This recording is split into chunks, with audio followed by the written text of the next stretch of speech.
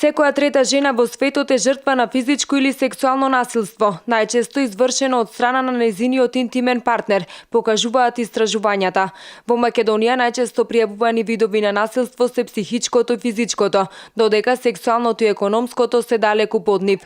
Според податоците на Министерството за внатрешни работи и за труд и социјална политика, во периодот од јануари 2014 до јуни 2015 година, вкупно се пријавени 1611 случаи на семејно насилство.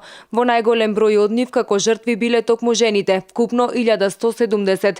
За родовата структура е интересен податокот дека мажите предничат од децата, односно во случаите од тој период како жртви се јавуваат 235 мажи, а 206 деца. Денеска е меѓународниот ден за елиминација на насилството врз жените, на кој светот се обединува за да се осуди насилството врз жените и девојчињата и да се поттикнат конкретни чекори за да се стави крај на овој глобален проблем. На денешниот ден започнува и традиционалната кампања 16 дена активизам, која се спроведува на глобално ниво, а трае до 10 декември кога е денот на човековите права.